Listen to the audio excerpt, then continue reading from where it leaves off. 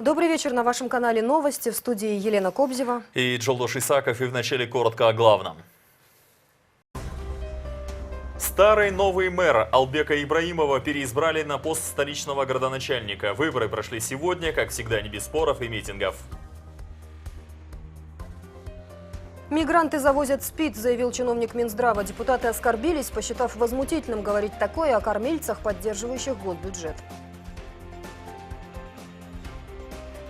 Наказание за произвол в отношении бизнеса, за безосновательную проверку компании, вследствие чего она несет убытки, проверяющему может грозить тюремный срок. Только бизнес и ничего личного. Что делать Кыргызстану, чтобы, будучи в составе ЕАЭС, отстоять свои интересы в Союзе? Вводить ограничения на импорт из стран-союзников?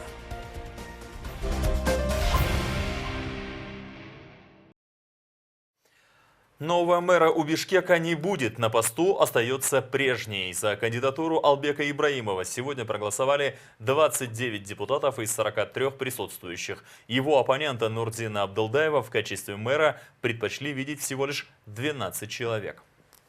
Процесс выборов градоначальника сопровождался ажиотажем. Многолюдно сегодня было не только в самой мэрии, но и за ее пределами. За ходом тайного голосования следили многочисленные представители прессы. Среди них и наши корреспонденты. Все подробности у Анастасии Соболевой.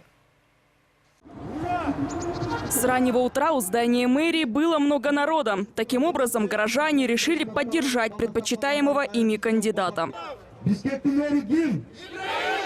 Яблоку негде было упасть и в самом здании. Депутаты Горкенеша, представители ТИК и десятки журналистов. Такое внимание со стороны прессы и неудивительно. Все-таки выборы мэра столицы. От того, кто будет управлять городом следующие 4 года, зависит многое.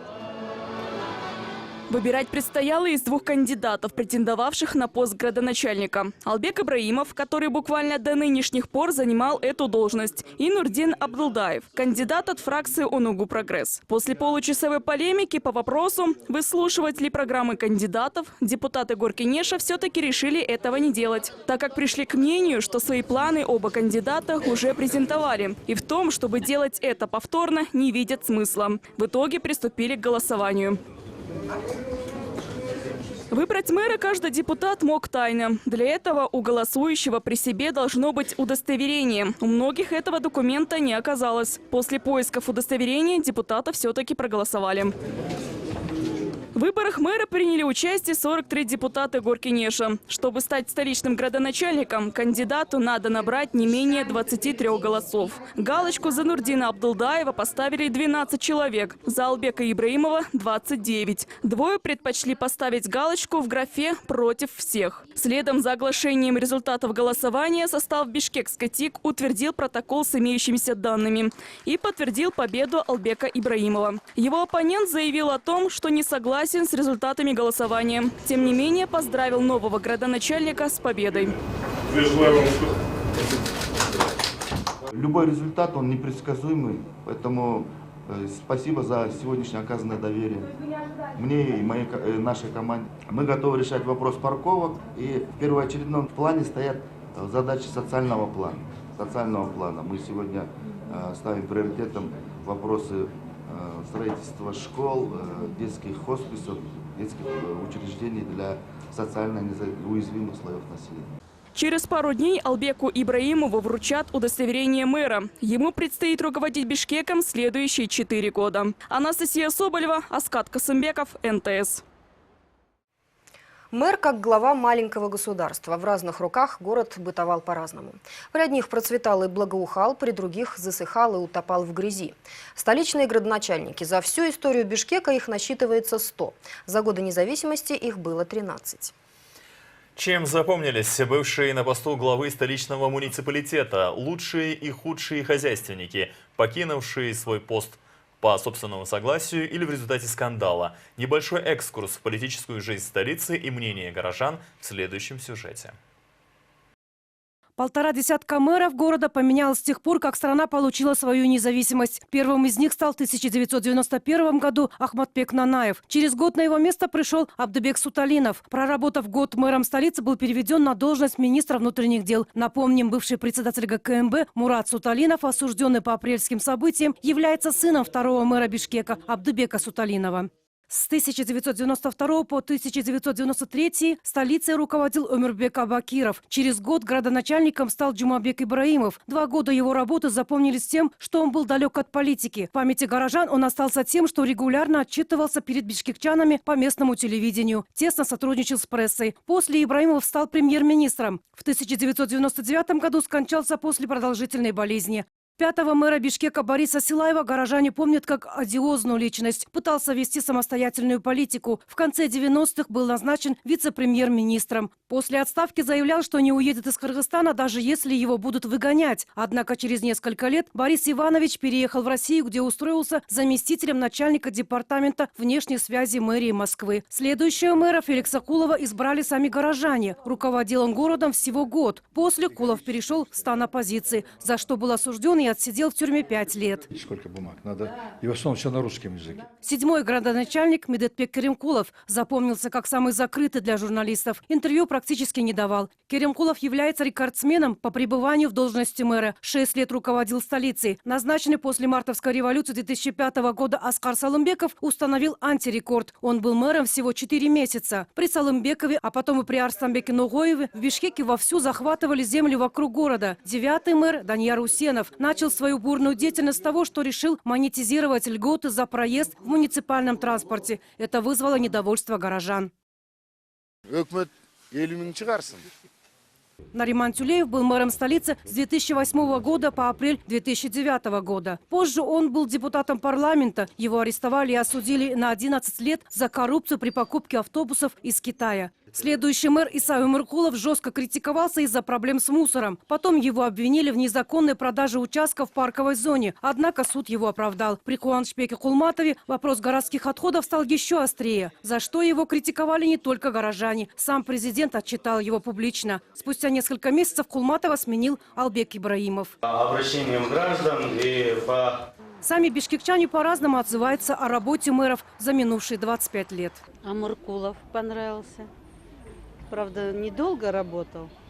Дороги, цветы. Тюлеев скамеечками запомнился. Борис Иванович бесплатным проездом для пенсионеров. Силаев. Нынешний мэр, слава богу, пока как-то вот прям обнадеживает, я бы сказала. Запомнился мэр Силаев. Чем? Ну, больше общался с народом, как-то понятнее все объяснял. А так сейчас меняются, быстро не успевают даже запомнить, кто. Иса Умуркулов запомнился. Кто еще? Последний мэр тоже хорошо работает, вроде бы. Сами видели площадь, как хорошо украсили. Албек Ибраимов стал 13-м мэром Бишкека. Свою программу развития столицы он обещает представить горожанам в течение 3 месяцев. Сурма Шаршимбаева, Чолпон Мураткангызы, Урмат Усенов, НТС.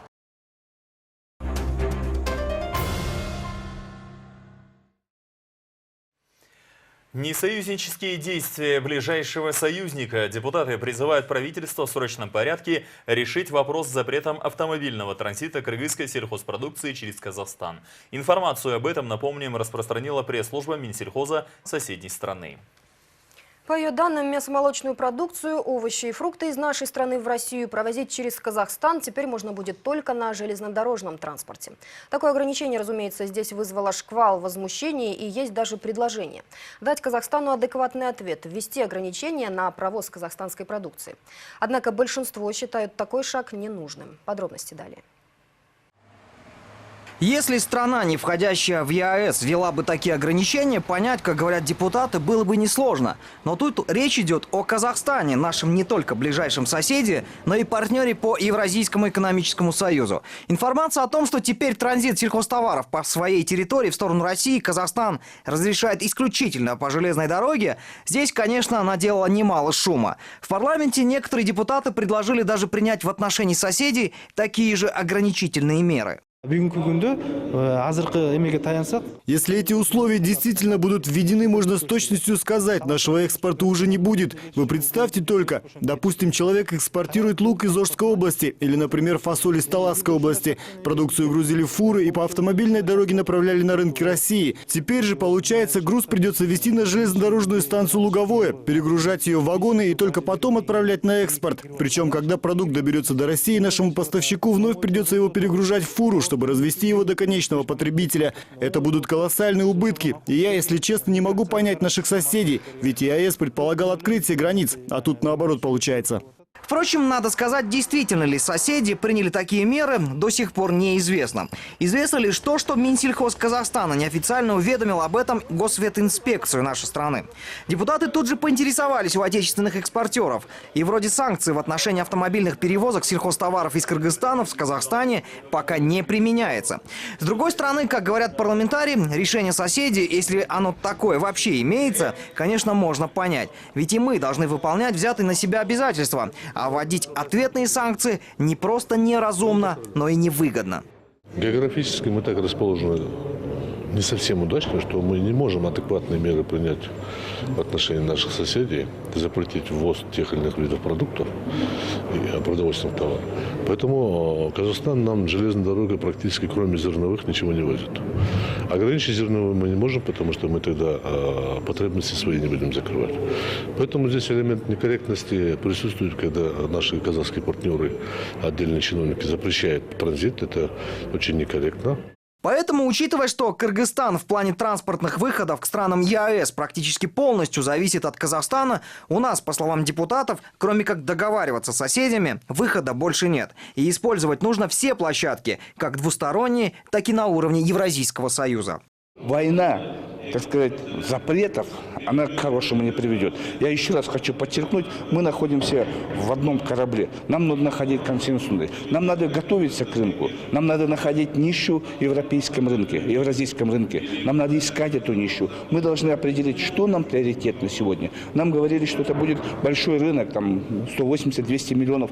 Надо этим воспользоваться. При этом, учитывая, какую важность теперь приобретает ветеринарная безопасность, депутаты говорят, работу по ней и ответственность должна взять не инспекция, а министерство. Ранг у него будет повыше, а значит и вести переговоры с соседями будет на паритетной основе. Манас Ачгидов, Багыт Кушалиев, НТС. Тем временем, ближе к вечеру правительство получило официальное письмо из Казахстана. В нем говорится, что транспортировать мясные и молочные продукты по территории Казахстана можно, как и прежде. Всеми видами транспорта. Главное, транзитные товары должны значиться в списке, утвержденном ЕАЭС. За незаконную проверку и нанесение ущерба тюрьма. На общественное обсуждение внесен законопроект, ужесточающий ответственность органов, проверяющих бизнес. По словам законодателей, документ вносится в рамках изменений Конституции в части защиты предпринимателей. Эксперты говорят, изменения заставят следователей задуматься, стоит ли возбуждать необоснованные дела. В нашей стране уже были факты, когда предприятия несли колоссальные убытки из-за того, что проверяющие органы накладывали необоснованные санкции. Однако документ может дать и обратный эффект. Боясь преследований, следователи будут закрывать глаза на нарушения. Мнение экспертов выслушал Игорь Потанин. Депутаты хотят защитить бизнес от проверяющих органов. Поправки законодательства, внесенные на общественное обсуждение, предполагают серьезные наказания за незаконное возбуждение уголовных дел, которое может нанести ущерб бизнесу или поставить под угрозу существование предприятия. Если будет доказано, что счета компании были заморожены необоснованно, то следователь может получить до 10 лет лишения свободы. В случае ущерба бизнесу больше, чем 1 миллион сом, следователь будет наказан лишением свободы от 2 до 5 лет. В случае, если больше 1 миллиона сомов будет ущерб или каким-то образом компания обанкротится, в ходе таких мероприятий, то от 5 до 10 лет он будет лишен свободы. Очень жесткий подход, но я думаю, это защитит наш бизнес и создаст действительно райские условия для того, чтобы бизнес процветал в Кыргызстане. Я думаю, в органах внутренних дел, правоохранительных органах более 90% или более 95% это профессионалы работают. Вот это направлено против вот этих 5%, которые исполняют разные политические заказы разных групп. Такой закон внесен уже и в России. Там эксперты уже посчитали, сколько компаний страдают от нечистых на руку следователей. Тысячи бизнесменов были вынуждены объявить себя банкротами. В Кыргызстане такой статистики нет, но и у нас бизнес терпит убытки из-за необоснованных действий следственных органов. К сожалению, на практике случается достаточно часто, когда государственные контролирующие органы, найдя противоречия, чаще всего законодательные, начинают, как говорится, грузить предпринимателя на то, чтобы попробовать иметь с него определенную дань, как правило, ежемесячно, что вот отмечайся, и все, проблем не будет. Начинаются действия, которые могут, по сути, на несколько даже месяцев заблокировать работу субъекта бизнеса. И никто за это не отвечает. Вот поэтому, когда есть права и обязанности, то права и обязанности должны быть и тех структур, которые имеют право проверять бизнес. Эксперты говорят, самое главное, что контроль за деятельностью следователей депутаты предлагают разделить между прокуратурой и ГКНБ. Это заставит следователей, проверяющих органов, перестать выполнять заказы. Сейчас для возбуждения дела и проведения необоснованной проверки следователям достаточно заручиться поддержкой курирующего прокурора, говорят эксперты. Теперь сговор может дорого обойтись нечистоплотным проверяющим. Я скажу, что это нужно было давно вводить. Потому что любой следователь, когда возбуждает уголовное дело, он, естественно, предварительно он согласует это с прокурирующим прокурором. Только после того, как прокурор дает свое разрешение, любой следователь возбуждает уголовное дело. А на практике, естественно, прокурор прокурору или там следователю глаз не выколет никогда. Поэтому очень сложно и очень редкий случай, когда по данной статье незаконное возбуждение уголовного дела когда-то было в практике. Это вообще, на моей практике такого не было. Теперь следователь любой, перед тем, как возбуждать уголовное дело, он уже не будет согласовывать с прокурором, он уже будет думать своей головой, а не прокурор, что ему скажет.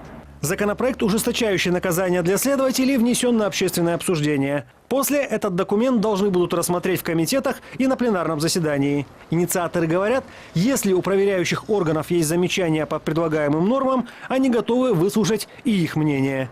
Игорь Потанин, Самат Давлатакунов, НТС. Слоников выгоняет новая многоэтажка. Жители столицы начали сбор подписей в защиту парка «Слоники» на пересечении улиц Токтаналиева и Джаманбаева. Прокуратура Бишкека, проведя проверку по факту строительства объекта на этом участке, выявила ряд нарушений. По их данным, земля была выдана мэрией гражданки ЧН еще в 2005 году в аренду на 49 лет. Часть которой предназначалась под строительство, а другая под детскую площадку с обязательным сохранением зеленых насаждений. После территория перепродавалась, и в итоге Бишкек-Главархитектура разработала архитектурно-планировочные условия для возведения многоэтажки, уже для другого УСО. Прокурорская проверка выявила, что земельный участок был выделен мэрией в нарушение требований Земельного кодекса, а также постановления депутатов Горкинеша о порядке предоставления земельных участков во временное пользование без соответствующих заключений Бишкек-Главархитектуры и Бишкекского госрегистра. Более того, установлено, что уже вырублено 57 деревьев, не имея на то разрешительных документов. В результате прокуратурой возбуждено уголовное дело, а также вынесено предписание о незамедлительном приостановлении незаконного строительства. Бишкекчане, в свою очередь, начали сбор подписей за сохранение территории. Здесь мы выросли, играли детьми.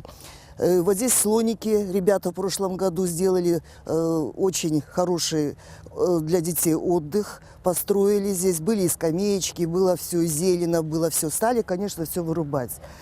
Мы, конечно, жильцы этого района очень возмущены, что растет поколение, растет на том, что действительно они не видят ничего хорошего, кроме вот этих строек сейчас, что происходит, и вырубание деревьев.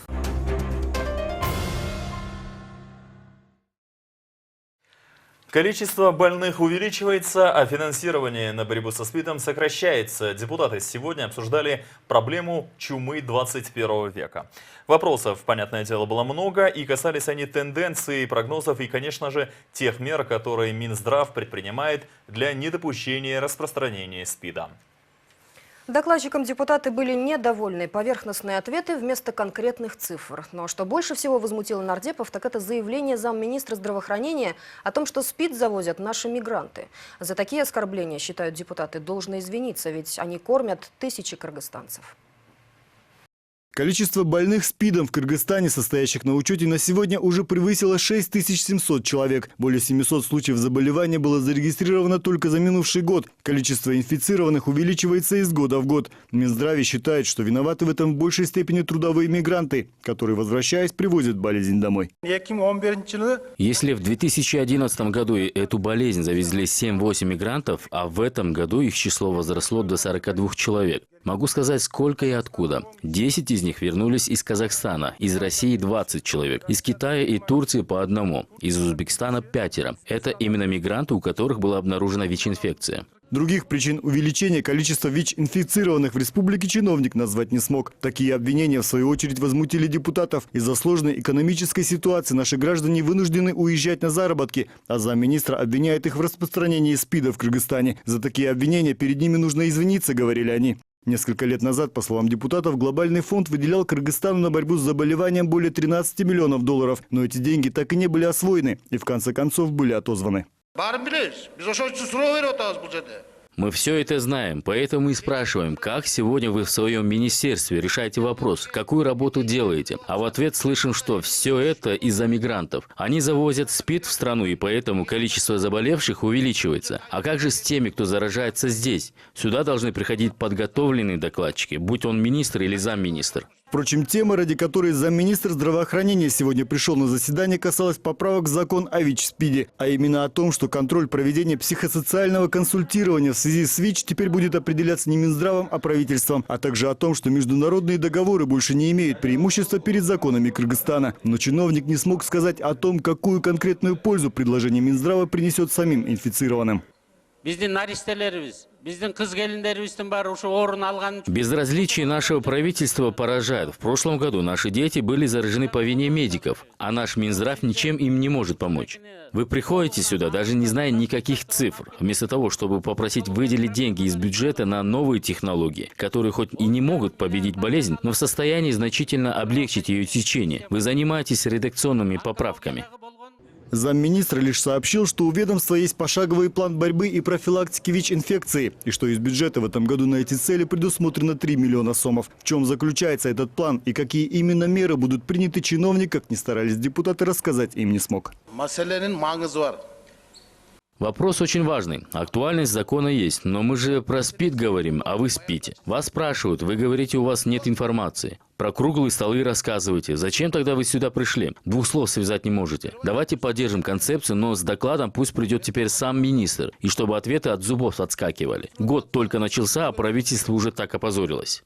Большинством голосов законопроект в первом чтении все же был принят. Ни на один вопрос по предлагаемым 2 законопроектам не смог ответить и следующий докладчик, замминистра уже экономики Ильдар Абакиров. Сначала он перепутал доклады, а потом выяснилось, что один проект закона был отправлен на доработку. Обоим чиновникам на сегодняшнем заседании депутаты поставили жирную 2. Болот Исаев, Александр Симонов, НТС.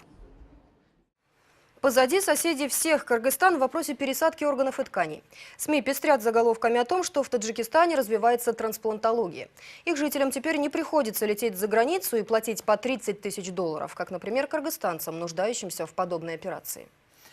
Причин этому несколько. Поправки в закон, позволившие бы частным клиникам делать пересадку в нашей республике, снова на доработке. Остро обсуждается пункт о донорстве только от родственников. И то, при наличии каких условий частнику будет разрешено осуществлять трансплантацию. Государственное отделение, к сожалению, сегодня не функционирует. На лабораторию при нем нужны миллионы. Чтобы спасти жизнь младшего сына с больной почкой, Абдумаджиту Юлдашеву пришлось оставить свой дом в Сузакском районе и проживать в вагоне во дворе строящейся больницы. Местные врачи сообщили о невозможности лечения, но отец больного, не теряя надежды, продал весь скот и решил отправиться за помощью за рубеж. Денег все же было недостаточно, так как ребенку требовалась операция в Турции стоимостью в 30 тысяч долларов. К счастью, операция в Турции прошла успешно. Сегодня мальчик в полном здравии и продолжает учебу в 9 классе.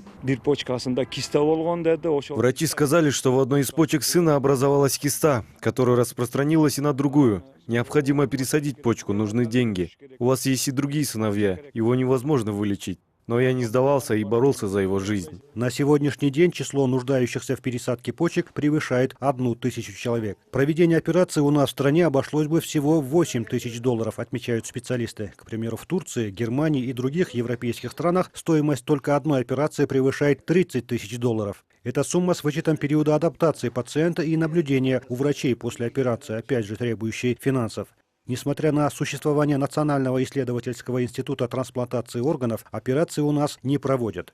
В 2012 году местные хирурги пересадили почки 10 пациентам, но для продолжения работ у местной медицины ограничены средства и возможности. За это время проводились работы по закону о трансплантации, о решении вопросов законодательного характера, подготовка кадров. Это не годичная или не одномоментная процедура. Мы готовили ребят, мы готовили законы. Сейчас это более-менее подходит уже к финалу. Мы где-то в 2012 году сделали 10 пересадок почек с помощью наших же граждан, но работающих за границей. Для реализации проекта по трансплантации органов необходимо 70 миллионов сомов. А пока у нас обсуждается законопроект, в соседних центральноазиатских странах, в частности в Таджикистане, уже 4 года проводят подобные операции. Причем стоит эта процедура относительно недорого – $8000. Наши пациенты должны получить эту услугу в кратчайшие сроки в нашей стране. Мы сейчас дорабатываем это старый существующий закон, который абсолютно не соответствует современным требованиям. Он не охраняет интересы донора и реципиента, их взаимоотношения. Обязательно включить это родственную пересадку с биометрическим контролем. Но должна быть это государственная комиссия, где должен быть составлен реестр нуждающихся. В настоящее время у нас еще не разработан соответствующий законопроект, регламентирующий вопрос трансплантации человеческих органов. В прошлом созыве парламента данный вопрос выносился на обсуждение депутатов, однако документ отозвали для доработки. Причиной тому стало лоббирование отдельными чиновниками интересов частных медицинских центров, которые хорошо зарабатывают на медикаментозном лечении подобных болезней, отметил министр здравоохранения. Мирдян Балыбаев, Айбек Айтбаев, Владимир Кулбалдиев, НТС. На этом все. Информационная служба НТС по-прежнему продолжает следить за развитием событий в нашей республике. Оставайтесь на вашем канале. Далее вас ждет прогноз погоды на завтра. Мы же прощаемся и желаем самого доброго. До свидания.